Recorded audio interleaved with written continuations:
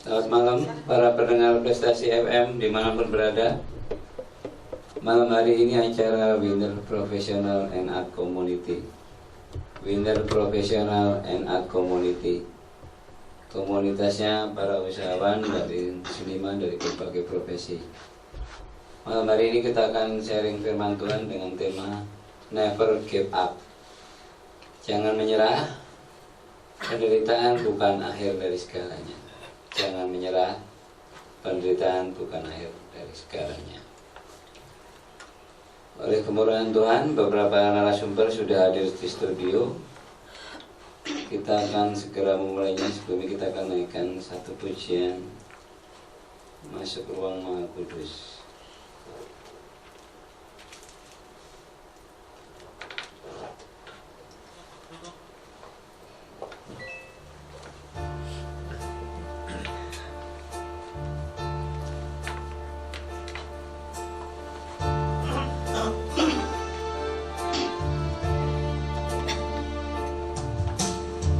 Masuk ruang Maha Kudus dengan darah anak domba. Ku masuk dengan hati tulus, menyembah yang maha kuasa. Ku masuk ruang Maha Kudus dengan darah anak domba. Ku masuk dengan hati tulus, menyembah yang maha kuasa. Ku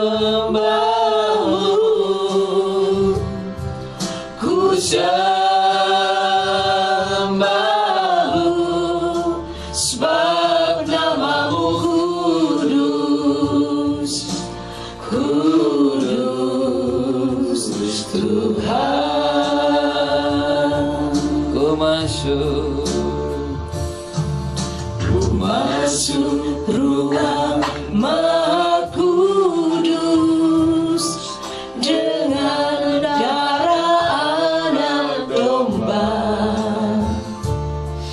Ku masuk dengan hati tulus, menyembah yang maha kuasa.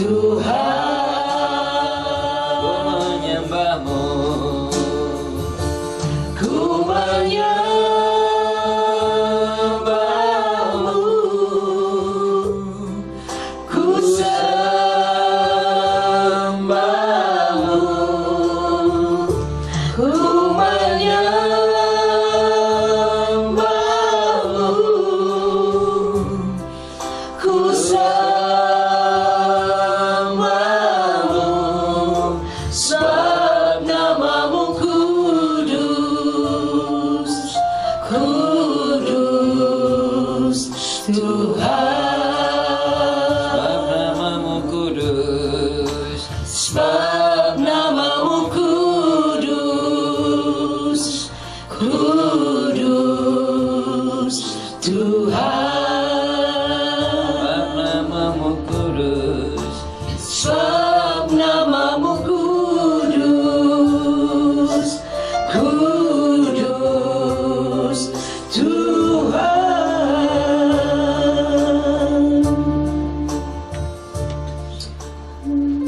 Engkaulah yang Maha Kudus, ya Bapa, Yesus Kristus, Roh Kudus. Hormat kemuliaan hanya bagimu kami naikkan, ya Tuhan kami. Pada saat ini Tuhan kami sungguh bersyukur Bapa, kami boleh berkumpul di tempat ini Tuhan. Kami merasakan Tuhan, dalam persekutuan kami Engkau ada di tengah-tengah kami Tuhan. Kami mau berbicarakan firman-Mu Tuhan, dalam komunitas Winner Professional and Art Community ini Tuhan Yesus Kristus. Oh Tuhan, kami akan membawakan tema Never Give Up. Oh, penderitaan bukan akhir dari segalanya, bahkan mendatangkan kebaikan. Amin. Ya Tuhan yang mulia, biarlah kami para narasumber yang ada di tempat ini Tuhan, biarlah kami ada dalam tuntunan-Mu. Apa yang kami ucapkan, apa yang kami perkatakan dalam talk show ini Tuhan, itu adalah dari hati-Mu ya Bapa. Biarlah kami yang mendengar di tempat ini Tuhan, bahkan saudara-saudara kami pendengar prestasi dimanapun berada Tuhan, boleh menerima kuasa berkat dari apa yang boleh kami perdengarkan yang daripada-Mu ya Tuhan. Terima kasih Bapa yang mulia. Kami serahkan Tuhan acara ini dari permulaan, pertengahan hingga berakhirnya Tuhan.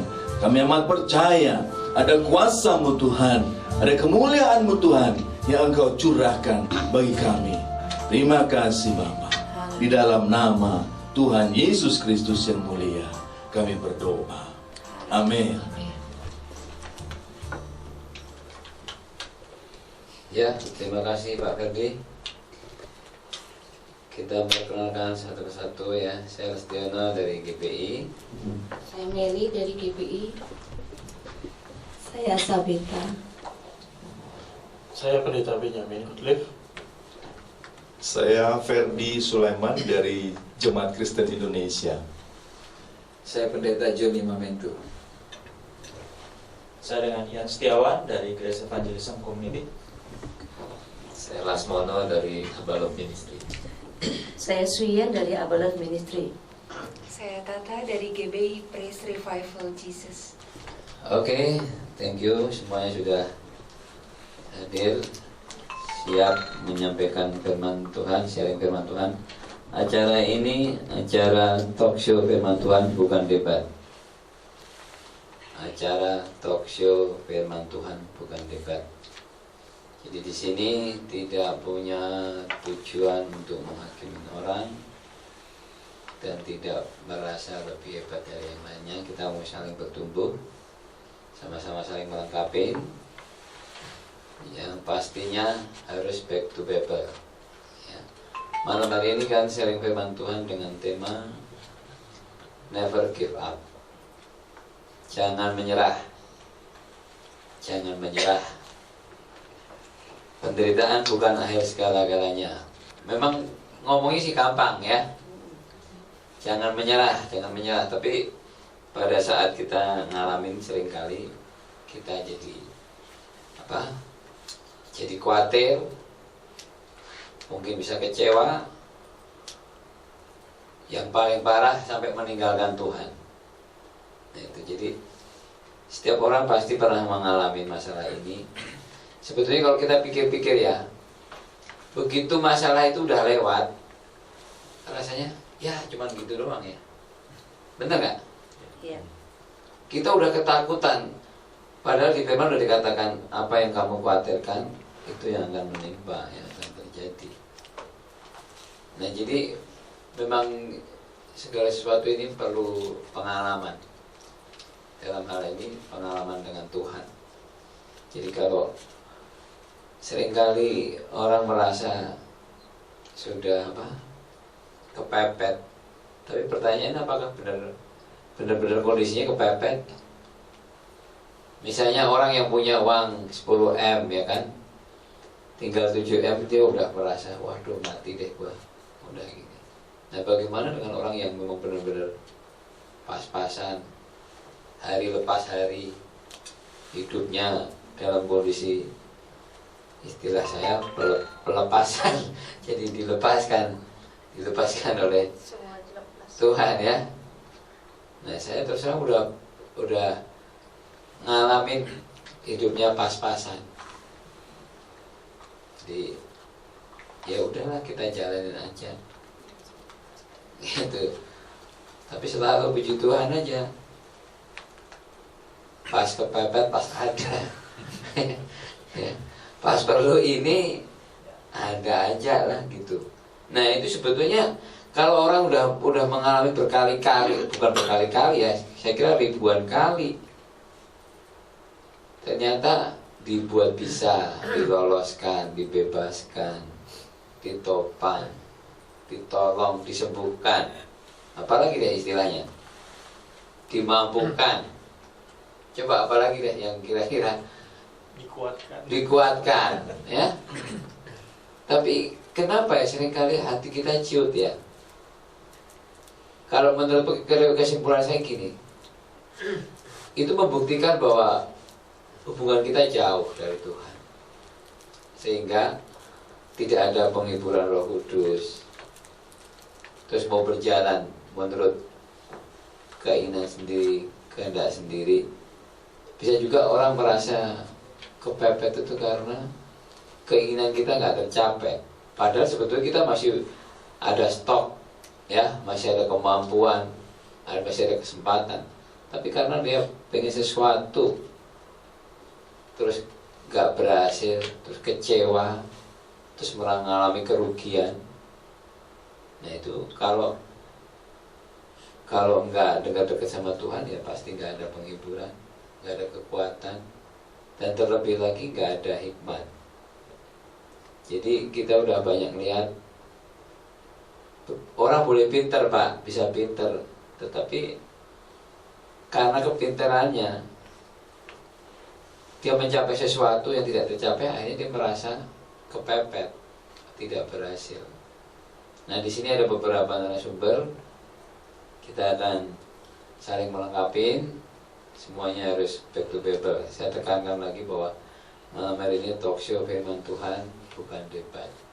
Ya, silakan Pak John, mulai Pak John. Baik, terima kasih pendengar Radio Prestasi dan saudara di mana saja yang menyaksikan acara ini. Tema ini sangat luar biasa, tepat di dalam kondisi pada saat ini bagi kehidupan orang-orang percaya. Kalau kita melihat di dalam Alkitab, ada banyak orang yang mengalami penderitaan, khususnya para hamba-hamba Tuhan. Kalau di dalam perjanjian lama kita tahu ada Ayub, Habakuk juga, kalau kita lihat juga di dalam Mazmur juga, kalau kita lihat Mazmur Asaf, Mazmur 73, nanti saya akan melihat firman Tuhan dari sana. Dan di dalam perjanjian baru kita juga melihat Rasul Paulus mengalami penderitaan, tapi dia tidak pernah menyerah. Orang-orang percaya di dalam kisah para rasul, kita juga melihat bahwa ada banyak para hamba-hamba Tuhan yang tidak pernah menyerah untuk melayani Tuhan, untuk mengikut Tuhan, untuk memberitakan Injil Tuhan. Dan Tuhan kita Yesus Kristus juga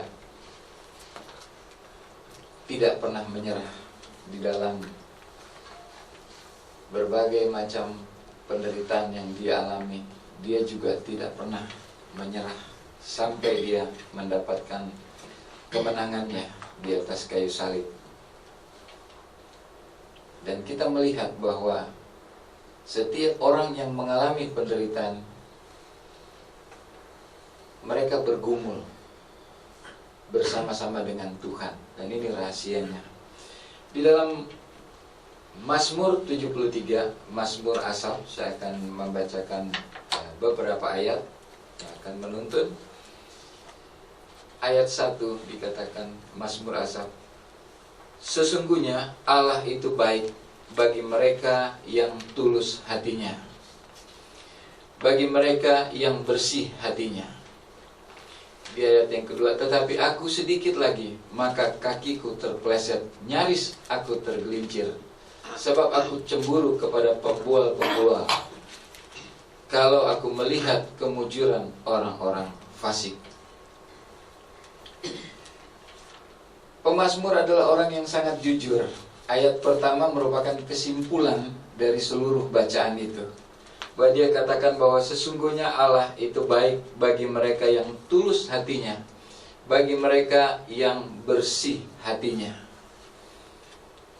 Inilah juga suatu rahasia bagaimana menghadapi penderitaan, bagaimana menghadapi pergumulan, seperti Bapak katakan tadi ya, dalam keluarga, dalam memenuhi kebutuhan hidup, kemudian menyaksikan orang lain kelihatannya gampang benar begitu. Ada pergumulan sendiri. Ya. Jadi di sini ada suatu kejujuran, ya. Suatu kejujuran seorang pemazmur yang mengungkapkan isi hatinya, apa adanya dia ungkapkan di dalam firman Tuhan ini. Dia katakan apa adanya, bagaimana dia mengalami penderitaan. Bahkan dia katakan hampir-hampir saja dia kehilangan imannya, hampir-hampir saja dia kehilangan pegangan. Begitu karena dia menyaksikan orang-orang fasik yang hidup begitu enaknya. Begitu dia melihat dirinya sendiri yang mengalami pergumulan, ada satu penderitaan yang dialami, penderitaan yang dia diawali di dalam dirinya, di dalam batinnya. Makanya dengan jujur, dengan tulus, dia katakan di dalam ayat-ayat selanjutnya, bisa saya simpulkan bahwa pada waktu dia melihat orang fasik dan dia melihat kehidupannya sebagai seorang yang percaya kepada Tuhan, dia melihat sepertinya ini tidak adil atau bagaimana begitu. Dia melihat seolah-olah bagaimana ini, hukumnya terbalik begitu. Dia yang dekat dengan Tuhan, dia yang begitu akrab dengan Tuhan, tetapi kehidupannya dibandingkan dengan orang-orang fasik sangat berbeda. Orang fasik, kalau kita baca keseluruhan dari Mazmur 73 ini, saya simpulkan bahwa orang fasik dilihat oleh pemazmur sebagai orang-orang yang sukses, sebagai orang-orang yang berhasil, sehat katanya, gemuk-gemuk mereka, sepertinya tidak ada pergumulan, sepertinya tidak ada tantangan. Padahal kehidupan orang fasik, dia katakan adalah mereka menekan orang, mereka adalah orang yang jahat, pemfitnah, ya, suka menyindir, suka mengata-ngatai. Dan yang lebih celaka lagi, orang fasik menantang Tuhan katanya, menganggap mereka lebih pandai dari Tuhan. Jadi ada suatu pergumulan di dalam batin dari pemazmur ini. Kok kayak begini Tuhan keadaannya? Itu merupakan suatu penderitaan buat dia. Karena hukum terbalik yang tadi, orang benar katanya diberkati, orang benar katanya ditolong, dilindungi. Tetapi ini terbalik. Kelihatan orang fasik justru yang kelihatan maju. Dan yang pemazmur katakan bahwa kok kayaknya Tuhan menolong orang yang tidak benar, sementara orang benar kayaknya tidak ditolong. Itu sangkaannya dia, makanya dia katakan dia hampir terpeleset karena menyaksikan orang fasik yang begitu hidup sembarangan, seenaknya, tapi kok kayaknya seperti ditolong Tuhan atau tidak dihukum oleh Tuhan. Di dalam pemandangan dia, dalam ketulusan hati ini pengakuan yang sangat tulus dari seorang pemazmur. Tapi dari dalam pergumulan dia dapati juga, misalnya di dalam ayatnya yang ke-17 dia katakan begini, sampai aku masuk ke dalam tempat kudus Allah dan memperhatikan kesudahan mereka. Ternyata Tuhan di dalam pergumulannya, Tuhan sampaikan kesudahannya orang-orang fasik. Baca saja, mereka akan mendapatkan hukuman, mereka akan mengalami kebinasaan.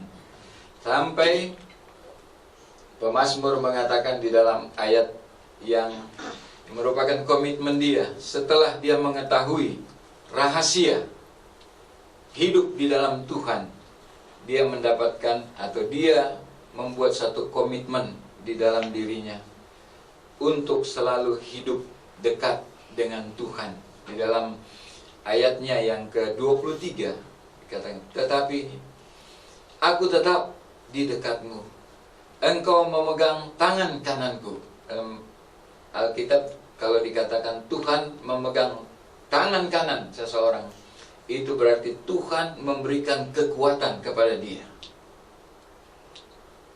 Kalau Tuhan memegang tangan kanan kita, itu berarti Tuhan mengangkat kita, berjalan bersama-sama dengan dia, melindungi dia.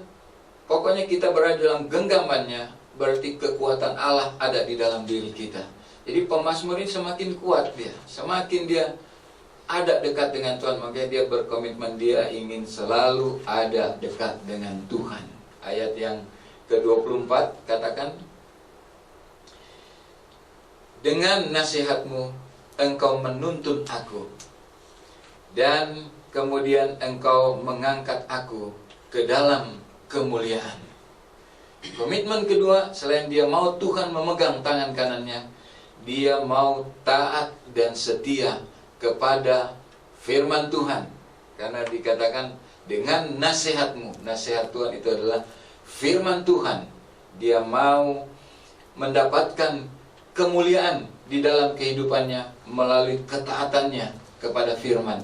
Dia berkata bahwa dia tidak mau melihat kehidupan orang fasik yang semu, yang sementara, yang sebentar lagi akan dihukum, tapi dia mau taat dan setia kepada firman Tuhan. Di dalam ketaatan dan kesetiaan dia akan mendapatkan kemuliaan. Dia akan dikaruniakan kemuliaan di dalam kehidupannya. Kita tahu, saudaraku yang kekasih, sebagai orang-orang percaya pasti ada pergumulannya, pasti ada tantangannya. Enggak pernah orang yang hidup di dalam Tuhan itu jalannya mulus-mulus saja. Pasti ada proses dari Tuhan. Ya, pemazmur mengalami proses ini, dan dia punya komitmen yang sangat luar biasa. Ini ayat ini sangat luar biasa. Dikatakan begini, ayat 25. Siapa gerangan ada padaku di sorga selain engkau? Selain engkau tidak ada yang kuingini di bumi. Sekalipun dagingku dan hatiku habis lenyap, gunung batuku dan bagianku tetaplah Allah selama-lamanya. Ini sangat luar biasa. Suatu pengakuan iman, suatu komitmen. Dia mau menjadikan Tuhan adalah bagian utama di dalam kehidupannya, baik di sorga maupun di bumi. Bahkan sampai selama-lamanya. Kalau kita baca ayat selanjutnya, sampai selama-lamanya dia mau tetap berkomitmen di dalam Tuhan. Ini sesuatu yang luar biasa. Dia menderita dengan bergumul, dengan melihat orang fasik diberkati kelihatannya dan lain sebagainya. Tetapi pada waktu dia memandang kepada Tuhan, dia mendapatkan kekuatan daripada Tuhan. Ini satu ciri seorang pemazmur yang tidak pernah menyerah. Dia tulus, dia ungkapkan apa yang menjadi hati, dia ungkapkan kepada Tuhan, dan Tuhan memberikan jawaban. Banyak orang yang nggak mau terbuka sama Tuhan, tidak mau terbuka kepada orang yang melayani dia, akhirnya mengalami kesulitan. Pada waktu seseorang terbuka, kok saya nggak ditolong Tuhan, misalnya dalam doa atau apa, Tuhan akan memberikan jawaban. Dia naik ke gunung kudus Tuhan, dia datang di dalam satu persekutuan yang indah dengan Tuhan, dan Tuhan memberitahukan semuanya.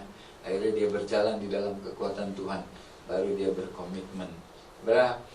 Ini adalah sesuatu penderitaan orang benar, sehingga mendapatkan jalan keluar dan dia tidak pernah menyerah, dan sampai akhirnya dia penderitaan itu menjadi bagian dalam kehidupannya yang mendatangkan kebaikan bagi dia. Saya kira itu saja, Pak. Ya, oke, terima kasih. Jadi saya pertama udah katakan bahwa apakah benar-benar kita menderita? Ya, seringkali kita sendiri yang merasa menderita, benar nggak ya? Sebetulnya itu kita masih mampu bisa melakukan itu.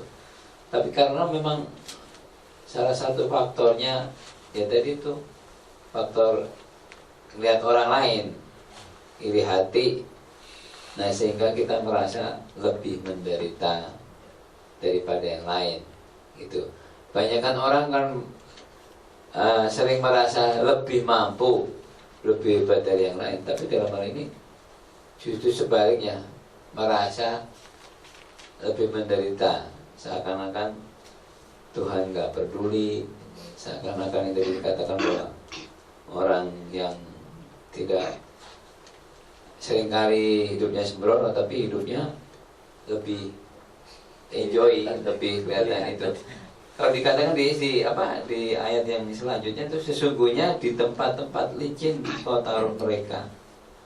Nah, ini peringatan juga bagi orang-orang yang suka iri hati. ya, suka iri hati. Wah, itu kenapa sih gini-gini? Tapi dia sebetulnya dia sedang berjalan di tempat yang licin. Begitu dia jatuh, habislah, nggak ada intinya. Taruh di tempat yang ini. Kau jatuhkan mereka sehingga hancur. Nah, itu makanya kita supaya jangan kehilangan sukacita, yaitulah nggak usah merasa paling menderita. Masih ada orang yang lebih menderita. Ya, Pak Benyamin silakan. Kalau Pak Benyamin sih kayaknya happy terus nih. Iya, selamat malam saudara pendengar Radio Prestasi dan kita semua malam ini shalom. Tentu ketika kita lihat tema yang diberikan bagi kita, never give up, penderitaan bukan akhir segalanya, bahkan mendatangkan kebaikan. Tentu tidak mudah kalau kita bicara penderitaan. Setiap orang akan mengalami penderitaan. Bahkan ketika Yesus memberikan damai sejahtera bukan berarti dia lepas dari penderitaan. Tapi penderitaan itu selalu ada di dalam hidup setiap orang, bahkan orang percaya pun ada. Saya bisa bacakan di dalam Mazmur 34 di ayat 16 sampai ayat 23, ini cukup panjang. Di situ mau mengatakan begini. Ayat 16, mata Tuhan tertuju kepada orang-orang benar, dan telinganya kepada teriak mereka minta tolong. Di ayat 18 dia bilang gini, apabila orang-orang benar itu berseru-seru, maka Tuhan mendengar dan melepaskan mereka dari segala kesesakannya. Ayat 20 di situ dibilang, kemalangan orang benar banyak, tetapi Tuhan melepaskan dia dari semuanya itu, dan seterusnya. Pemazmur ini mau lihat bahwa begini, Daud sebagai seorang raja, di sisi lain dia juga dikudeta oleh anaknya Absalom. Nah, waktu dia dikudeta oleh Absalom, dia lari ke negeri di mana di sini raja di sini sebut Ahimelek, ini di sini Abimelek. Dia melihat Daud ada di kotanya. Bahkan Daud itu sampai pura-pura gila atau dianggap dia tidak waras, sampai air liurnya turun di janggutnya, sampai orang langsung melapor kepada raja bahwa raja mau bilang, apakah aku kurang orang gila di kerajaanku gitu. Nah, tapi di sisi lain Daud mau mengatakan begini, penderitaan orang benar itu banyak tadi siapapun dia. Tadi saya sudah bilang Yesus tidak pernah menjanjikan engkau tidak pernah ketemu masalah, engkau tidak pernah ketemu persoalan, engkau bahkan tidak pernah ketemu penderitaan. Tapi justru di dalam penderitaanmu, kuasa Tuhan bekerja dalam hidupnya. Amin. Siapapun dia. Nah, Daud pun mengalami hal yang sama. Tuhan bilang, penderitaan orang benar itu banyak. Jadi, siapapun orang-orang percaya, orang benar di tengah-tengah dunia ini, jangan khawatir. Tapi di situ dia janjinya Tuhan. Jadi dia bilang begini, Ia melindungi segala tulangnya. ayat 21, dan tidak satu pun yang patah. Kemalangan akan mematikan orang fasik, dan siapa yang membenci orang benar akan menanggung hukuman. Tuhan membebaskan jiwa hamba-hambanya, dan semua orang yang berlindung padanya tidak akan menanggung hukuman. Ada pengharapan bahwa di dalam persoalan, dalam penderitaan, dalam pergumulan ataupun masalah, janji Tuhan akan berlaku terhadap orang yang berharap kepada Tuhan. Siapapun dia. Hari ini kita mengalami persoalan. Bukan berarti hari ini persoalan kita menderita lalu besok tidak ada persoalan. Besok ada persoalan lagi. Besok ada lagi persoalan lagi. Bukan akhir segalanya. Bukan segalanya. Tetapi persoalan itu terus melihat bahwa Tuhan terus bekerja dalam persoalan itu dalam hidup kita bersama, Pak Les. Nah, bagi saudara pendengar, dimanapun saudara mendengar bahwa penderitaan itu bukan segala-galanya, seakan-akan dunia runtuh. Tetapi dalam persoalan itu kita melihat Tuhan bekerja mendatangkan kebaikan dalam persoalan itu untuk saudara dan saya. Makasih Pak Les, itu dulu. Ya mungkin bisa diartikan juga ya, orang mungkin merasa itu suatu penderitaan. Tapi sebetulnya kalau kita di dalam Tuhan, harusnya mindset kita dirubah. Wah, itu suatu proses. Ya kan, untuk menuju sesuatu pasti harus lewat situ, nggak bisa langsung loncat, langsung jadi. Kan bisa harus ada proses. Nah, seringkali kita juga mengalami, menurut kita penderitaan, tapi justru sebetulnya Tuhan sedang mencegah kita untuk masuk ke sesuatu yang berbahaya. Pernah nggak alami seperti itu? Sering kan? Waduh, Tuhan kenapa kok jadi seperti ini? Padahal kalau kita dibiarkan, kita akan celaka. Nah, tapi namanya ya itulah, maunya menang sendiri. Jadi istilahnya udah mau menang sendiri, nggak tahu diri lagi. Nah itu jadi maunya memaksa kehendak aja kan, gitu kan. Ya Bu Sien, silakan. Ya, selamat malam semua pendengar Radio Prestasi. Saya tadi ada satu ayat yang mengingatkan saya bahwa di dalam Amsal ayat 18 ayat 14 dikatakan orang yang bersemangat akan mengalahkan penderitaannya. Jadi kalau kita ngalamin penderitaan, Tuhan mau kita tetap semangat. Ya, itu yang sering juga saya alami kalau ngalamin penderitaan, apakah sakit penyakit atau apa juga pergumulan, tekanan, ya, kesulitan hidup. Saya mau tetap semangat gitu ya. Jadi orang selalu melihat saya kok semangat terus katanya, selalu ada api yang berkobar. Ya seperti semangat 45 katanya.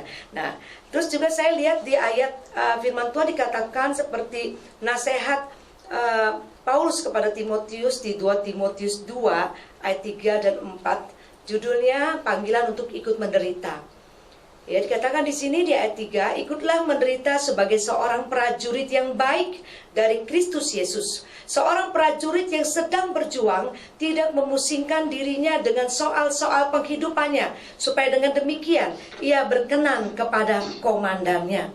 Ya, saya sangat mengagumi baik itu Yesus ya, yang terus tetap setia sampai mati di kayu salib, maupun juga teladan Paulus. Ya, saking saya benar-benar melihat Paulus yang sampai mengakhiri garis akhir. Anak pertama saya namanya saya kasih nama Paulus. Ya, karena di dalam segala penderitaannya, bahkan dalam penjara, kita tahu Paulus menulis banyak kata-kata yang membangun. Dia nggak pernah fokusnya diri dia, tetapi dia selalu berkata, kuatkan, dikatakan ikut menderita. Katanya ya, jadilah kuat katanya oleh kasih karunia dalam Kristus Yesus. Dikatakan nanti kalau kita lihat di akhir kehidupannya, di Paulus berkata, mengenai diriku darahku sudah mulai dicurahkan sebagai persembahan, dan saat kematianku sudah dekat. Aku telah mengakhiri pertandingan yang baik, aku telah mencapai garis akhir, dan aku telah memelihara iman.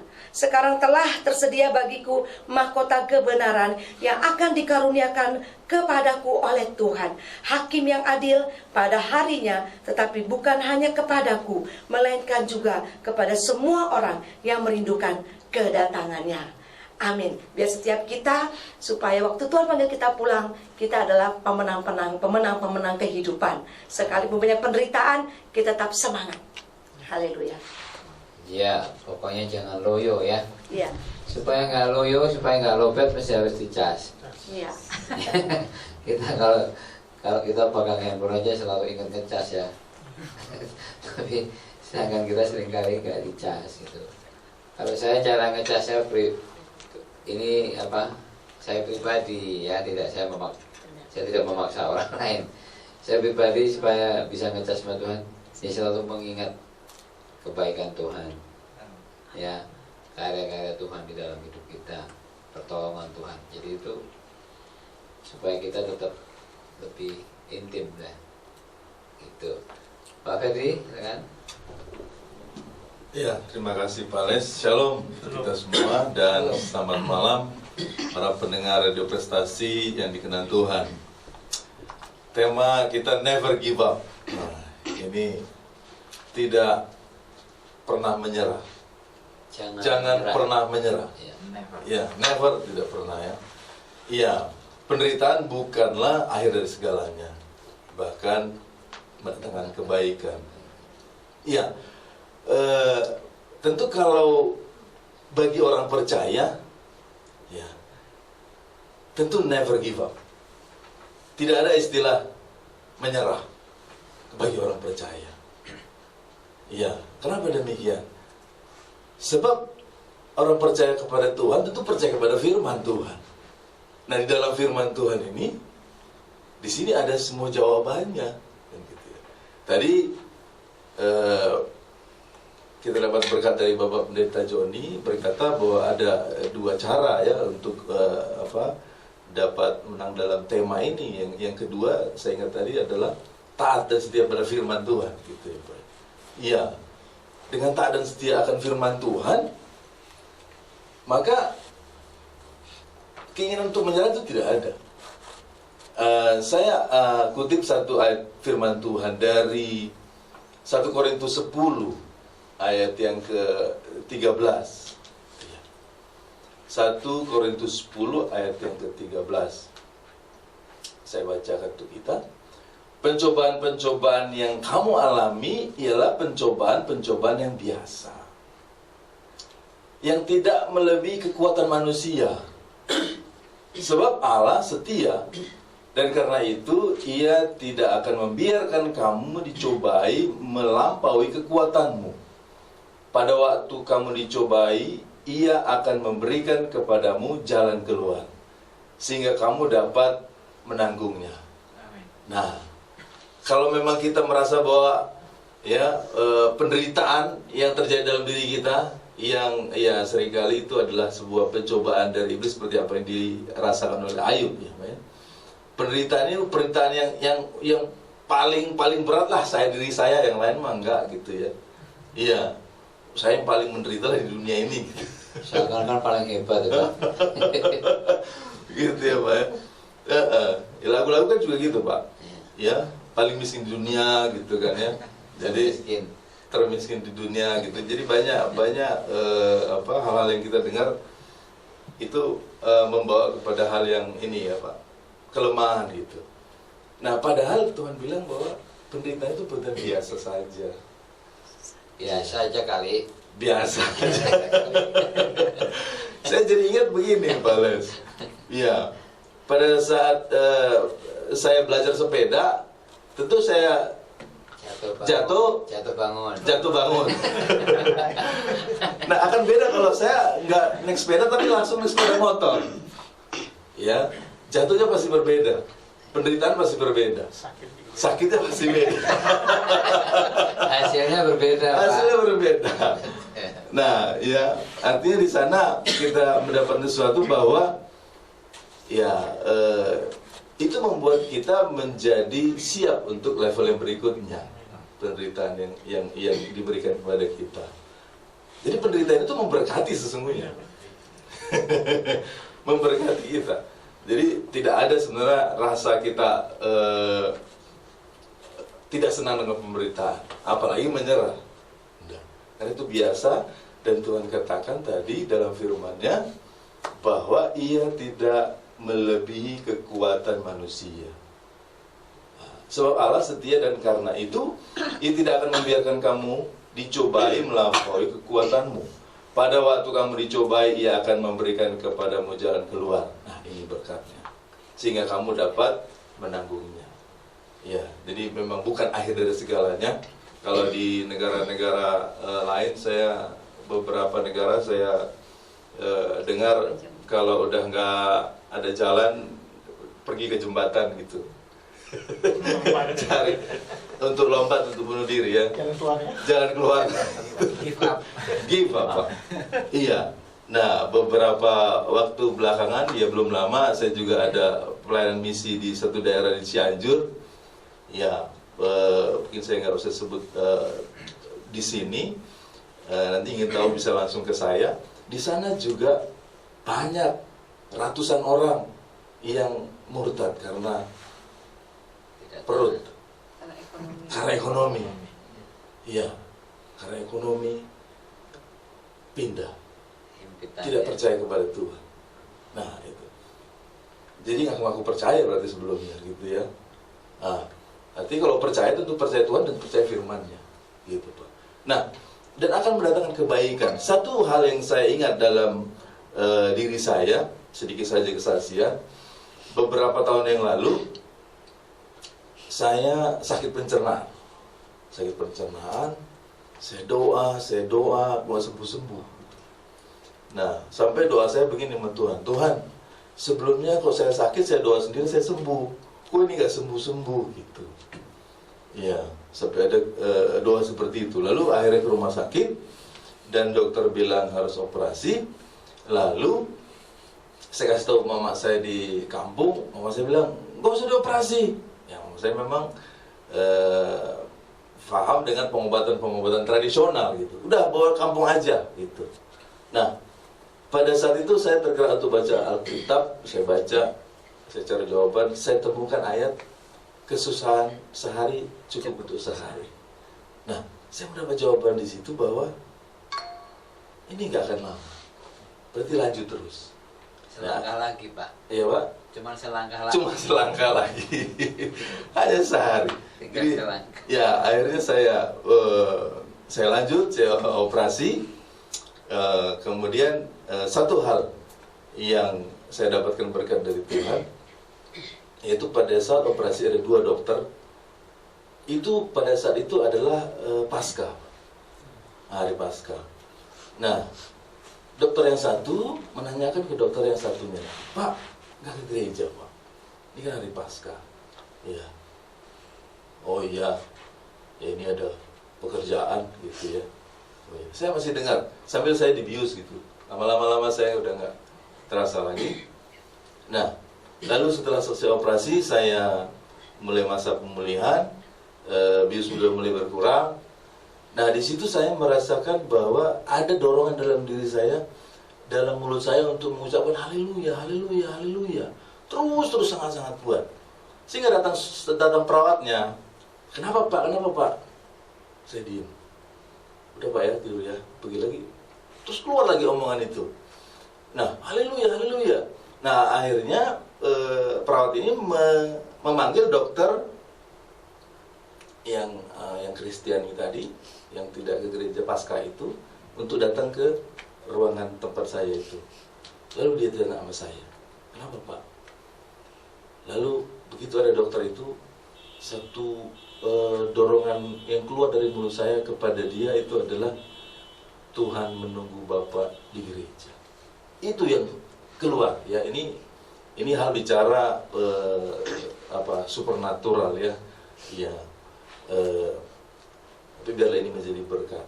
Nah, hanya itu saja. Begitu itu keluar dari mulut saya, ditanya, kenapa Pak? Saya tegaskan lagi, Tuhan Yesus menunggu Bapak di gereja. Nah, setelah saya ucapkan itu, saya langsung tidur lagi. Nah, setelah itu saya pulang, saya sehat. Nah, di sini saya mendapatkan sebuah berkat, kebaikan yang daripada Tuhan, bahwa ya memang Tuhan izinkan.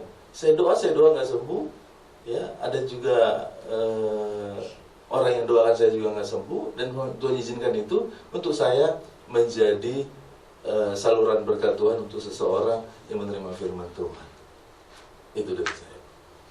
Ya, memang kita lebih paling gampang. Oh, nggak apa-apa, itu sebentar lagi kok, tinggal selangkah lagi, ya kan? Udah mau sembuh. Nah, ini saya terus terang pernah melakukan dulu. Saya waktu ada kuliah kerja nyata ya di KKN yang dulu di desa Rongkop itu desa minus, desa terbesar di daerah Jogja situ. Nah itu setiap sore itu jam 6 itu semua penyakit datang Pak. Kita kan memang kalau KKN itu jam makan itu jam 6 sore makan. Nah kita makan itu belum selesai. Saya satu kelompok ada 7 orang. Wah itu semua penyakit. Tapi itu memang orang itu kalau mahasiswa itu dianggap dewa. Semuanya harus bisa, harus ngerti, dan harus beres kalau dibawa ke situ. Sampai dari penyakit sampai radio rusak dibawa ke situ semua Pak. Padahal ada orang sakit itu saat itu kan saya bawa beberapa obat-obatan yang ringan-ringan. Padahal kita dikasih obat bodrek aja loh sembuh. Wah malah berikutnya memang ke situ. Nah di situ yang penyakit yang paling banyak itu penyakit kulit. Karena memang airnya kurang di situ ya, daerah kering. Di situ tuh memang nggak tahu tuh tradisi. Rumahnya itu menghadap selatan semua, nggak ada yang berhadapan-hadapan. Itu memang tradisi dia itu Arab Selatan. Nah saya di satu dusun itu sore itu diserbu bisa puluhan, hampir tiap sore itu kita makan belum selesai udah pada datang. Nah di situ kan banyak kan sakit kulit. Aku bilang ada satu temanku itu memang luar biasa ya. Dia mau melayani yang kaki-kaki busuk-busuk itu. Dia angkat, dibersihin, benar-benar dibersihin tuh. Orang Ambon tuh namanya Antonius itu. Dia angkat, aku bilang, kamu kalau cara gitu kewalahan loh. Terus gimana? Ya udah, ini aja deh. Nah di situ terus saya berbuat jahat itu waktu itu. Saya kan bawa kalpanak tuh Pak, bawa kalpanak kan. Nah karena banyaknya orang yang datang itu, kita nggak bisa nangani, kita 7 orang, nggak mau kewalahan kan. Caranya supaya gampang, supaya cepat, gimana nih? Saya suruh baris Pak, suruh baris. Yang depan gosok yang depannya lagi, di belakangnya gosok yang belakangnya. Jadi pada buka baju kaos semua gitu, terus dibersihin pakai itu apa ya semacam kayak silat atau apa ya gitu, yang apa itu jamurnya ya, jamurnya itu dibersihin gitu loh, kering gitu kan. Udah itu dikasih kalpanak. Nah begitu ada teriak-teriakan, kita jawabnya enak aja nih. Itu tandanya mau sembuh.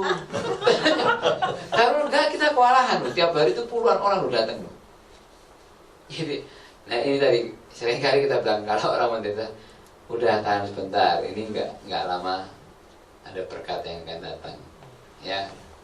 Nah terus saya ingat lagi satu pendeta muda dulu zaman saya ada persekutuan, dia sering jadi WL, dengar-dengar dia jadi pendeta.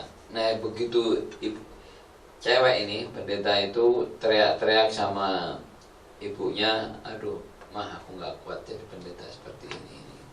Saya masih ingat dia omongan ibunya itu sampai sekarang saya masih ingat. Ibunya selalu jawab gini, nggak apa-apa, nggak lama lagi, tinggal sebentar lagi, kamu mesti kuat, kamu mesti tahan. Nah, saya ingat waktu KKN itu tuh, kalau dia digosok pakai, bayangin udah dibersihin gitu, dikasih kalpanak, seperti apa sakitnya. Nah kita teriak-teriak sampai, wah badan sampai muter-muter gini. Kita jawabnya bilang, nggak apa-apa, tahan aja, sebentar lagi sembuh ini mau sembuh ini, udah mau sembuh gitu. Nah itu tapi jadi buat pengalaman kita, ini bisa juga menjadi berkat ya. Jadi kalau kita udah merasa terjepit, ya itulah, ingat omongan saya waktu itu, ini mau sembuh, tanda-tanda mau sembuh dan waktunya sudah dekat gitu, tinggal selangkah lagi ya. Kuatkan dan tabahkan hatimu gitu kan. Udah deket apa nggak tahu, pokoknya udah dekat waktunya, dekat sembuh ya. Oke Pak Yan, silakan. Ya, shalom sobat prestasi dan teman-teman yang ada di studio yang dikenalkan ya. Ya, ini topik yang sangat menarik. Kalau dalam bahasa Indonesianya mungkin lebih tepat Pak, jangan menyerah Pak. Jangan menyerah. Tapi dalam bahasa Inggrisnya jangan kasih never Pak. Never give up. Bukan. Kalau kita baca give up, ya kita terjemahkan menyerah. Tapi kita harus give up, serahkan kepada yang di atas. Ya. Serahkan kepada Tuhan. Jadi kita bicaranya, apa yang kita lihat adalah bagaimana kehidupan kita serahkan kepada yang di atas. Give up, bukan nyerah ya, tapi kita menyerahkan kepada Tuhan. Bawa ke atas. Bawa ke atas. Jadi ya memang dalam namanya kehidupan tadi sudah disampaikan ya, tidak semuanya ya kita boleh katakan orang itu bisa memiliki kekuatan yang boleh katakan wow gitu ya. Ada yang bilang sama saya, wah itu kan kamu, bukan aku katanya. Ya kalau ini menurut kamu ini aku bukan kamu, tetap balik. Saya dulu juga begitu, gitu. Karena apa? Kehidupan saya dulu kadangkala mengandalkan kekuatan sendiri. Sampai di satu titik juga kita akan menyerah, gitu loh. Karena apa? Kalau memang itu bukan jalannya yang Tuhan rancang buat kita pun pasti juga akan teruji oleh waktu, gitu loh. Dan ujian waktu itu akan membuat kita, apakah kita tetap menyadari Tuhan atau tidak. Nah, di dalam perjalanan manusia juga kalau kita yang seolah Alkitabiah yang paling berat adalah tadi sudah disampaikan tentang Ayub ya. Bagaimana Ayub itu mengalami penderitaan yang sangat luar biasa. Mungkin hari ini kita belum sampai seberatnya Ayub. Apakah kita mau seberat Ayub? Ya silahkan. Tapi kalau kita menjalani kehidupan, Ayub pun apa yang kita lihat? Ayub pun selalu berucap kata dengan Tuhan, gitu. Meskipun orang yang di sekitar kita menekan, ya, sekitar Ayub menekan habis-habisan, gitu. Ya dia akan menggunakan baik secara bahasa hukum, apalagi kalau misalkan dia seorang yang ahli Alkitab, dia menggunakan inilah karena kamu mungkin Tuhan menghukum kamu. Ada lagi. Ini memang dalam kehidupan seperti ini seringkali kita akan menjadi ciut. Kalau kita dihadapkan dan kita tidak tahu bagaimana harus kita hadapi, gitu. Sehingga apa yang kita jalanin, ya, kita harus dimulai dengan dasar kita siapa, kepada siapa kita melihat di dalam kondisi yang sedang susah. Contohnya Yeremia sendiri pun begitu. Sampai dia berbicara di Yeremia 15 ya, dia bilang, sungguh ya Tuhan, aku telah melayani engkau dengan sebaik-baiknya. Ya, Yeremia pun ngomongnya sampai seperti itu, karena dia sedang di tengah penderitaan yang sangat luar biasa saat itu. Ya. Dan dia udah bilang juga, dan telah membela musuh di depanmu pada masa kecelakaannya dan kesesakannya. Lalu kita lihat ayat 15, ini sebuah penderitaan yang benar-benar sangat luar biasa. Ayat 18, mengapa penderitaanku tidak berkesudahan? Ini bagi orang yang mungkin masih menderita. Kau gak ada habis-habisnya gitu ya penderitaan itu. Dan lukaku sangat payah, suka disembuhkan gitu. Sungguh engkau seperti sungai yang curang bagiku, air yang tidak dapat dipercayai. Waduh, ini kalau kita sudah mencapai titik puncak namanya itu ya. Jadi kadang-kala kita juga, ya tadi dikatakan Pak John juga, kita sebagai orang, kok kita orang percaya kok penderitaannya kok lebih besar gitu ya. Kok orang-orang yang di sana, yang di luaran sana yang wah mereka kok bisa enak sekali gitu ya. Nah, tapi kita selalu harus ingat gitu loh. Jadi bukan kita melihat permasalahan hidup kita. Yeremia pun melihat begini, ayat 19-nya juga Yeremia memberikan jawaban gitu. Karena beginilah jawab Tuhan, jika engkau mau kembali, aku akan mengembalikan engkau menjadi pelayan di hadapanku. Dan jika engkau mengucapkan apa yang berharga dan tidak hina, maka engkau akan menjadi penyambung lidah bagiku. Biarpun mereka akan kembali kepadamu, namun engkau tidak perlu kembali kepada mereka. Bahasanya apa? Kita mungkin akan merasakan suatu penderitaan gitu. Tetapi kita tidak perlu nanti di hari depan kita tetap melihat penderitaan itu gitu. Kita perlu mengubah, kita harus membuat metanoia pikiran kita, perubahan, yaitu apa? Kembali kepada Tuhan. Kita lihat Tuhan kita gitu. Kita perhatikan bagaimana Tuhan akan menjawab gitu. Kita bersabar, kita menunggu. Memang kadang-kala penderitaan ini tidak ada habisnya. Sepertinya tidak ada ujungnya. Seperti sungai tadi dikatakan, tidak ada ujungnya penderitaan. Tapi kalau kita percaya Tuhan, di tengah penderitaan kita ini ada sesuatu yang baik, ada sesuatu yang Tuhan sedang rancangkan buat kehidupan kita, gitu.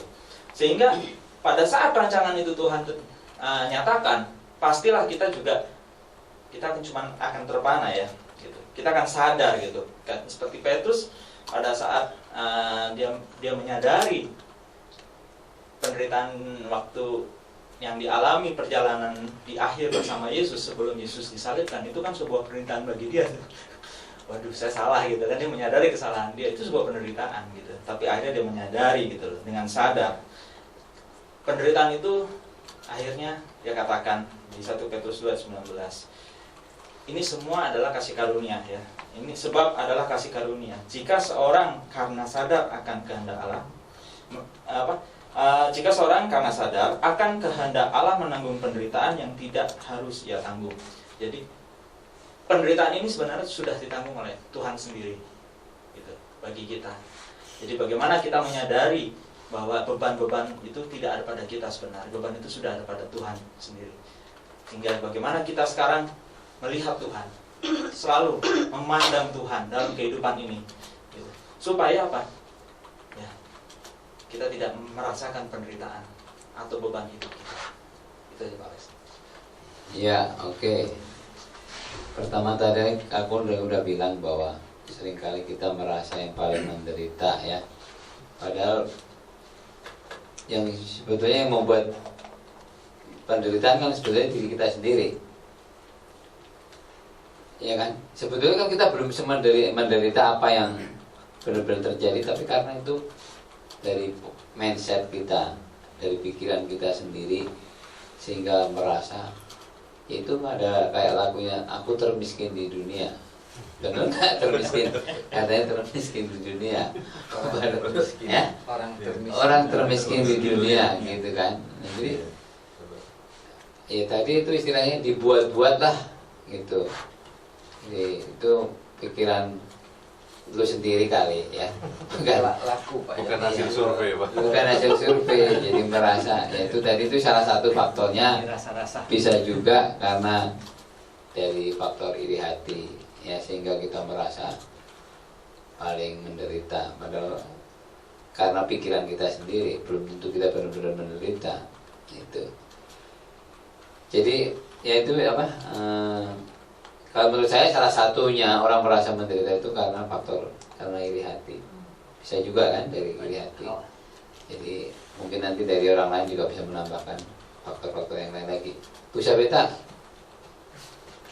kayaknya udah selesai dari penderitaan. Udah melewati. Fasenya. Nah, tapi ada lagi nanti pasti. Karena berkatnya lebih besar lagi. Ya. Amin. Amin. Iya kan?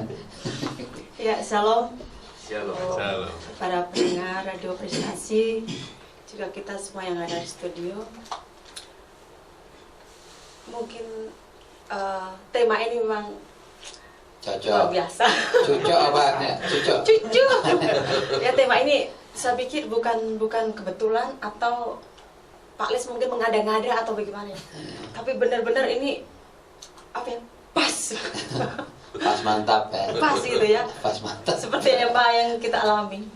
Nah, Bapak Ibu saudaraku yang dikasih Tuhan, sering kita sebagai anak Tuhan, sebagai hamba Tuhan, sebagai orang percaya, maunya kita enak terus, senang terus, berkat berlimpah, semua gampang. Kalau ditanya, emang siapa lo? Kalau ditanya emang ya, kalau kita belanja mungkin dibilang yang murah, meriah, enak, bagus, kualitasnya semua sebenarnya yang bagus. Gampang. Nah, gampang. Itu maunya kita. Tetapi kita sebagai anak-anak Tuhan, seringkali kita diperhadapkan dengan berbagai hal ya. Masalah demi masalah dalam kehidupan kita, hari lepas hari. Maunya kita sih mulus itu, berkat banyak, hati senang, anak-anak sehat, anak-anak pinter, semua juara, hebat, puji Tuhan luar biasa ya. Tapi kehidupan ini nggak seperti itu, nggak selalu mulus seperti itu. Sering kita anak-anak Tuhan izinkan kita mengalami sesuatu hal yang kadang saat kita lemah, saat kita mungkin dalam titik yang paling bawah, kita merasa, aduh Tuhan kok seperti ini, berat sekali gitu ya. Orang-orang tuh udah seperti itu, tadi sudah dibahas ya seperti itu. Kok orang-orang itu tuh gak percaya, tapi begini. Orang itu tuh suka begini, tapi begini. Tapi kenapa saya begini? Itu yang sering kita alami sebagai anak-anak Tuhan. Kadang kita merasa kok seperti itu. Tapi Bapak Ibu yang dikasihi oleh Tuhan, Tuhan Yesus itu baik. Amin. Kata Ayub, masa kita mau terima yang baik saja, sedangkan yang buruk kita tidak mau terima. Ya. Tetapi kita sebagai anak-anak Tuhan, orang percaya, kita harus kuat dalam menghadapi apapun, karena Tuhan izinkan kita sampai ke dalam titik yang paling bawah sekalipun. Tuhan izinkan itu. Tetapi ingat bahwa Tuhan tidak pernah melepaskan kita sampai jatuh tergeletak. Nggak pernah. Tuhan akan, kalau kita jatuh pun, Tuhan akan segera angkat kita.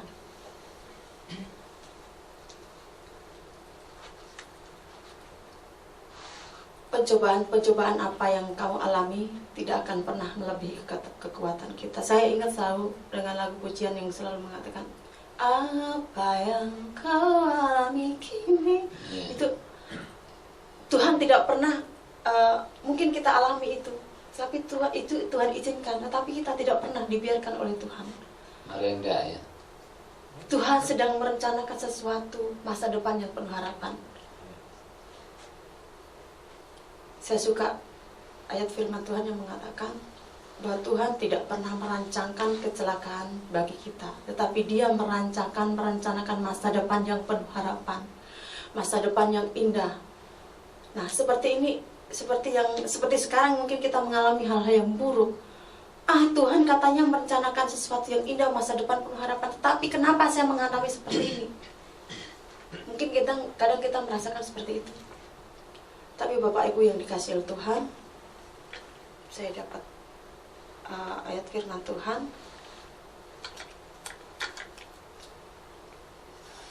Saya akan bacakan, demikian bunyi firman Tuhan dalam Ibrani 12 ayat yang ketiga. Ingatlah selalu akan Dia yang tekun menanggung bantahan yang sehebat itu terhadap dirinya dari pihak orang-orang berdosa, supaya jangan kamu menjadi lemah dan putus asa. Dalam pergumulan kamu melawan dosa, kamu belum sampai mencucurkan darah. Dan sudah lupakah kamu akan nasihat yang berbicara kepada kamu seperti kepada anak-anak? Hai anakku, janganlah anggap enteng didikan Tuhan, dan janganlah putus asa apabila engkau diperingatkannya. Karena Tuhan menghajar orang yang dikasihinya, dan Ia menyesal orang-orang yang diakui sebagai anaknya. Jika kamu harus menanggung ganjaran, Allah memperlakukan kamu seperti anak. Di manakah terdapat anak yang tidak dihajar oleh ayahnya? Bapak Ibu yang dikasihi oleh Tuhan, karena Tuhan mengasihi kita, karena Tuhan menyayangi kita, karena Tuhan peduli sama kita, Tuhan tidak mau kita enak-enak terus sehingga saat kita menghadapi masalah, menghadapi pencobaan, kita mudah menyerah, bahkan kita putus asa. Tapi kita sebagai anak-anak Tuhan, Tuhan mengingatkan kepada kita supaya kita tetap kuat. Karena Tuhan mengasihi kita, maka Tuhan izinkan masalah itu terjadi kepada kita. Kalau kita salah, Tuhan menghajar kita. Karena Tuhan sayang kepada kita, seperti kita menyayangi anak-anak kita. Kalau anak-anak kita salah, kita akan menegur anak-anak kita. Kalau anak kita melakukan kesalahan, kita akan menegur anak-anak kita, karena kita sayang kepada mereka. Kalau kita tidak sayang, kita tidak pernah menegur. Demikian juga dengan Tuhan, bahwa karena Tuhan menyayangi kita, Tuhan izinkan sesuatu terjadi kepada kita supaya kita tetap kuat, tetap kita bergantung kepada Tuhan. Karena Tuhan tidak mau kita jauh daripada Tuhan, tapi Tuhan mau kita terus dekat sama Tuhan, kita terus mencari Tuhan, kita terus bergantung penuh kepada Tuhan. Dan Tuhan berikan kekuatan kepada kita, dan kita akan melihat happy endingnya. Tuhan akan memberikan kesukaan, memberikan apa yang menjadi kerinduan kita, dan Tuhan akan memuliakan kita pada saatnya nanti. Terima kasih, amin. Ya, oke. Ada yang mau numpang lewat nih ya.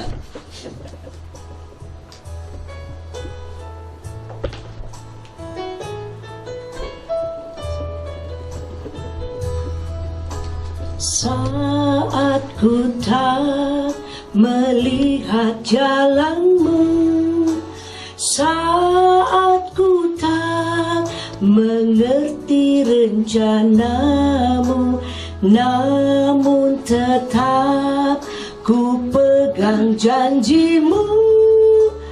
Pengharapanku hanya padamu.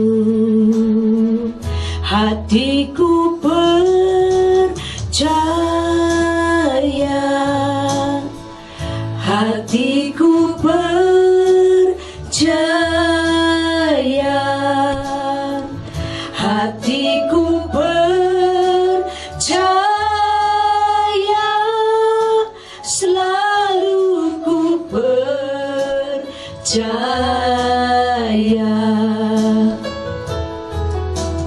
Saat ku tak melihat jalanmu, saat ku tak mengerti rencanamu, namun tetap ku pegang janjimu. Pengharapanku hanya padamu. Sama-sama kita naikkan pujian ini. Hatiku percaya,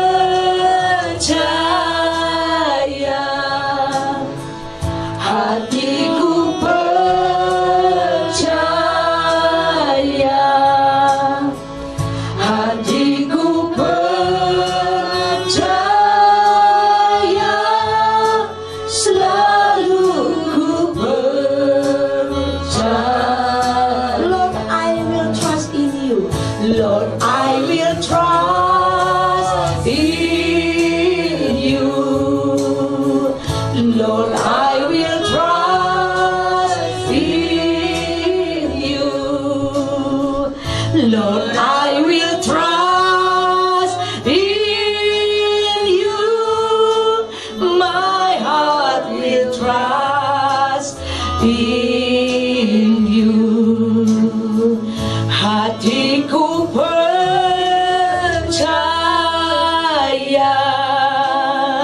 hatiku percaya,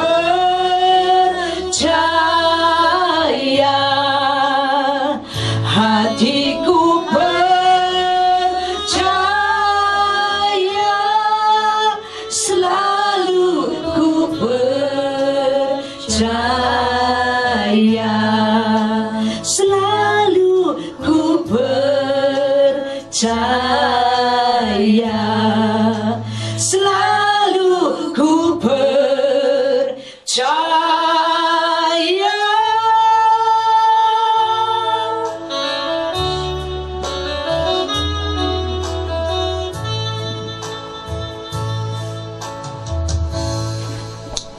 Iya, terima kasih. Saya punya satu lagu deh, ya. Saya punya satu lagu. Judulnya itu Tak Sanggup, ya. Tak sanggup membalas kasih Tuhan. Jadi ini coba ini lagu ini disimak, diperhatiin syairnya. Kalau ketemu orang yang suka merasa paling menderita, nah coba dibandingkan dengan ini. Tulisannya nggak kelihatan, Rek? Sedikit. Kelihatan. Hitam mungkin. Hitam ya? Lebih kelihatan. Nah.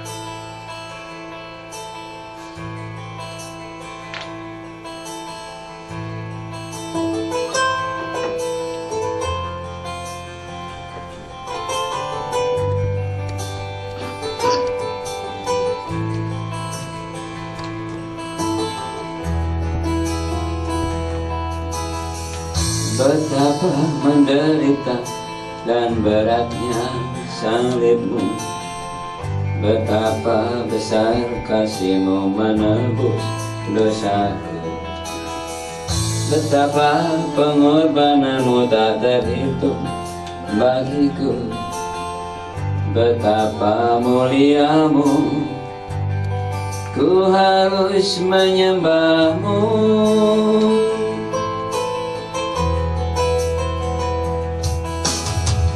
Betapa menderita dan beratnya salibmu, betapa besar kasih-Mu menebus dosaku. Betapa pengorbananmu tak terhitung bagiku, betapa muliamu, ku harus menyembahmu.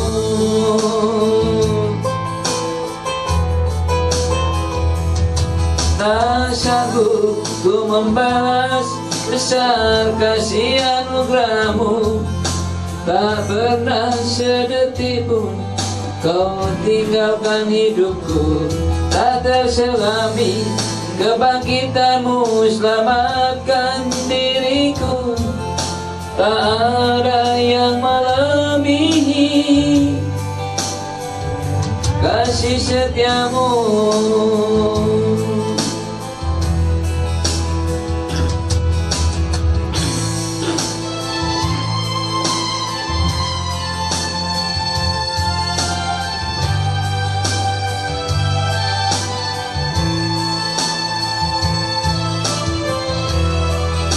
Yuk bersama-sama. Betapa menderita dan beratnya salib-Mu, betapa besar kasih-Mu menebus dosaku. Betapa pengorbanan-Mu tak terhitung bagiku, betapa muliamu, ku harus menyembah-Mu.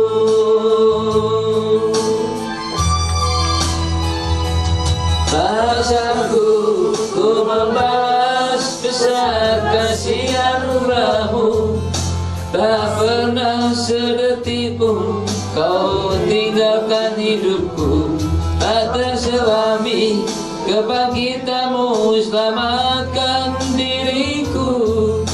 Tak ada yang melebihi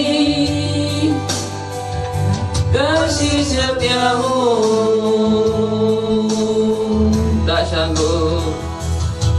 Tak sanggup ku membalas besar kasih anugerah-Mu, tak pernah sedetik pun Kau tinggalkan hidupku, tak terselami kebangkitan-Mu selamatkan diriku. Tak ada yang melebihi kasih setia-Mu.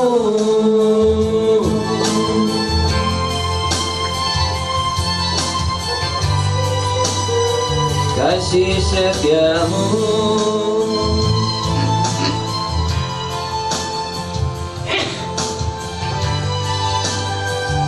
Kasih setia-Mu.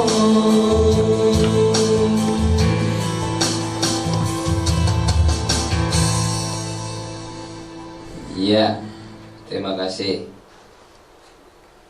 Kalau penderitaan kita dibandingkan Tuhan Yesus, kira-kira seperberapanya ya? Seperberapanya. Makanya udah mulai hari ini mindset kita dirubah. Jangan selalu berkata kita sedang menderita, kita paling menderita. Anggap aja itu satu proses, ya. Dan ingat bahwa itu tinggal selangkah lagi. Tinggal selangkah lagi. Tadi saya sudah katakan bahwa orang yang sakit-sakit itu bilang, ini tanda-tanda mau sembuh, segera sembuh. Badai pasti berlalu ya. Badai pasti berlalu.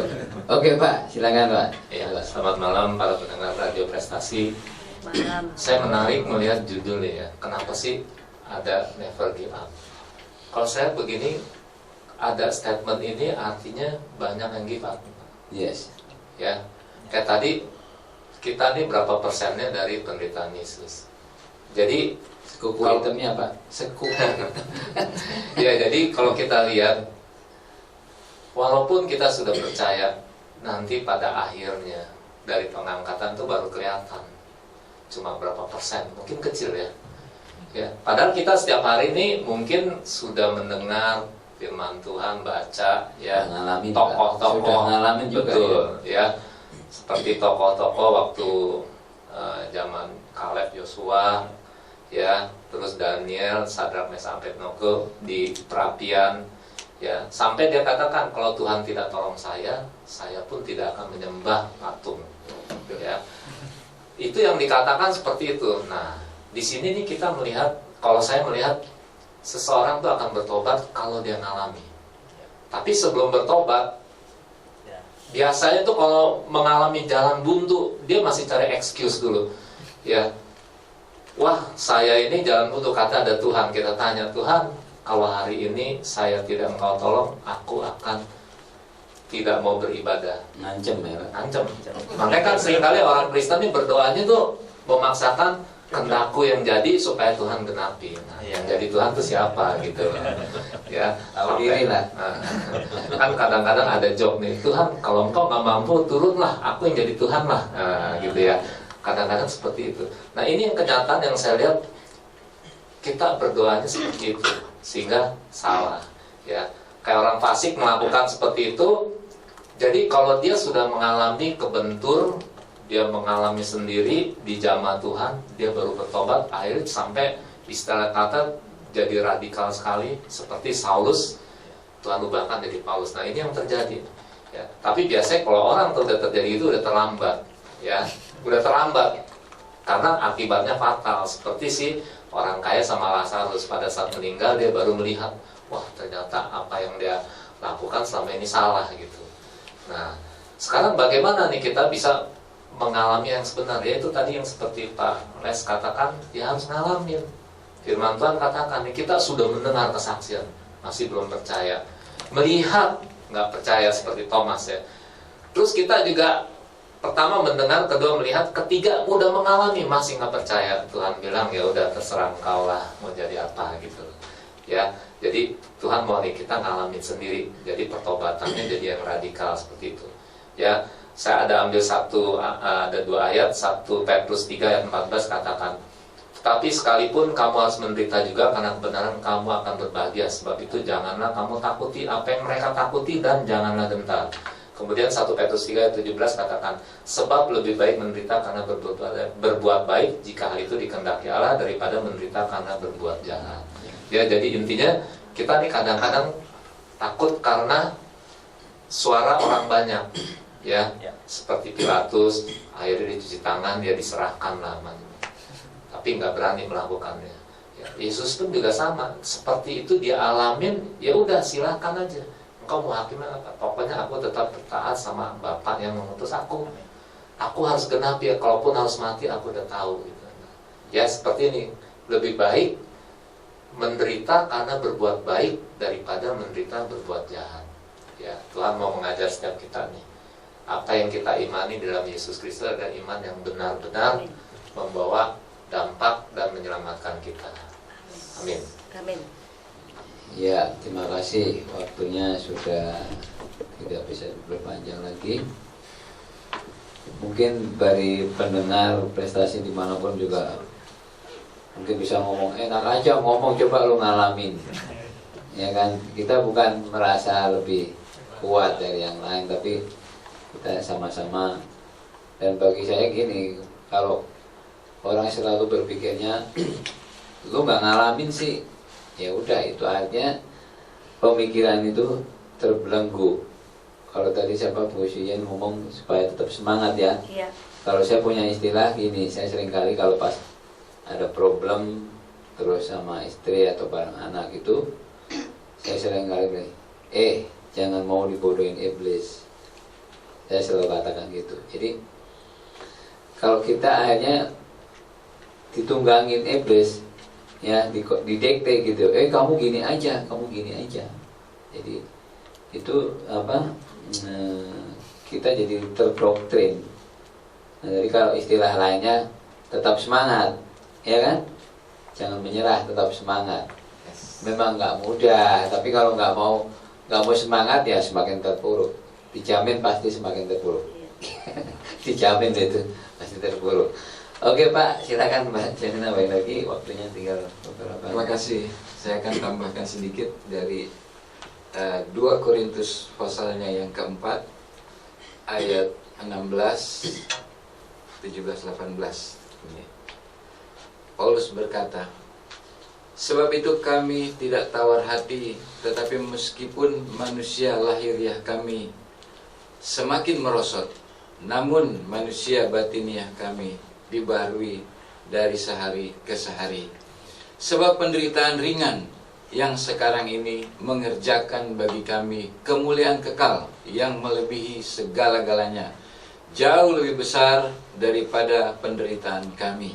Sebab kami tidak memperhatikan yang kelihatan, melainkan yang tak kelihatan. Karena yang kelihatan adalah sementara, sedangkan yang tak kelihatan adalah kekal. Ini suatu tadi pemazmur penderitaan batin, ini dia fisik. Penderitaan Rasul Paulus seperti Ibu sampaikan tadi, dia dikatakan puasa terpaksa karena memang tidak ada yang dimakan, dia puasa terpaksa. Kemudian dia pernah digebukin massa sampai dikira sudah mati, dibuang ke pinggir kota. Ternyata dia bangun, dia masih hidup. Karena penderitaan itu, terus dia tidak mundur, tapi dia semakin bersemangat. Dia dikatakan nih, saya 3 kali dihukum cambuk dan 5 kali, berarti 8 kali hukum cambuk. 1 kali hukuman cambuk adalah 40 dikurang 1, kita kalikan saja. Dia terombang-ambing di lautan, dia dipagut ular. Dia bilang penderitaan yang ringan ini saja, dia katakan. Itu adalah suatu penderitaan yang ringan. Rahasianya apa? Ternyata fokusnya apa? Dia katakan bahwa manusia batiniahnya yang paling penting. Pada waktu dia menderita di dalam Tuhan, manusia batiniah diperbaharui. Jadi manusia jasmani kita makin lemah ini, ya, udah tua, penyakitan. Tetapi manusia batinnya itu ternyata makin hari makin kuat dan semakin kuat. Dan fokus Rasul Paulus adalah yang tidak kelihatan. Yang kelihatan itu katanya sementara. Jadi kita harus tetap kuat, mengalami penderitaan di dalam Tuhan, never give up. Karena penderitaan itu akan membawa kebaikan buat kita semua. Itu Pak. Ya, pokoknya selama kita masih dikasih napas, jangan menyerah. Yes. Kalau dikasih napas, kecuali kalau udah nggak ada kan, udah ada napas lagi, berarti udah game over ya Pak. Selama masih ada napas, udah jangan bilang menyerah, karena Tuhan punya rencana yang jauh lebih indah. Gitu. Silakan Pak Benyamin tutup dalam doa. Mari kita berdoa. Bapa, di dalam nama Yesus, Roh Kudus, terima kasih Tuhan untuk malam hari ini. Kami semua hamba-hambamu boleh melihat bahwa firman Tuhan, janji Tuhan terus berlaku dalam kehidupan anak-anak Tuhan yang berharap kepada Engkau Tuhan. Persoalan yang kami hadapi, penderitaan yang kami hadapi bukan satu segala-galanya, tetapi dengan penderitaan itu kuasa Tuhan bekerja dalam hidup kami. Bahkan juga kami terus boleh ditopang oleh kuasa firman-Mu Tuhan. Roh Allah yang memampukan kami dalam menghadapi setiap persoalan dalam hidup kami Tuhan. Terima kasih Tuhan, berkati juga kami semua yang malam hari ini yang membahas kebenaran firman-Mu. Bahkan juga Tuhan memberkati saudara kami semua yang mendengar Radio Prestasi malam hari ini. Semua yang mendengar Tuhan melawat mereka. Yang mereka sedang menghadapi pergumulan, penderitaan, bahwa Tuhan melawat mereka, bahwa tangan Tuhan menopang mereka Tuhan. Sehingga dengan siaran Radio Prestasi ini banyak orang boleh melihat kuasa Tuhan bekerja. Banyak orang Tuhan yang tidak percaya menjadi percaya. Yang imannya lemah Tuhan kuatkan di dalam nama Yesus Tuhan. Dan kami terus juga Tuhan topang kami dari waktu ke waktu Tuhan. Berkati Radio Prestasi ini Tuhan. Berkati hamba-hambamu yang melayani. Berkati Pak Les yang mengadakan tempat ini. Berkati seluruh orang-orang yang bekerja pada saat ini Tuhan. Berkati semuanya Tuhan. Kami kembalikan untuk hormat, pujian, dan kemuliaan dan keagungan hanya bagi-Mu Tuhan. Terima kasih Bapa. Di dalam nama Yesus kami berdoa dan mengucap syukur. Haleluya. Amin. Karya terbesar dalam hidupku, pengorbananmu yang selamatkanku. Engkaulah harta yang tak ternilai, yang ku miliki dan ku hargai. Yesus, Engkau ku kagumi. Karya terbesar, karya terbesar dalam hidupku, pengorbananmu yang selamatkanku. Engkaulah harta yang tak ternilai, yang ku miliki dan ku hargai. Yesus, Engkau ku kagumi. Yesus, Engkau ku kagumi. Yesus, Engkau ku kagumi.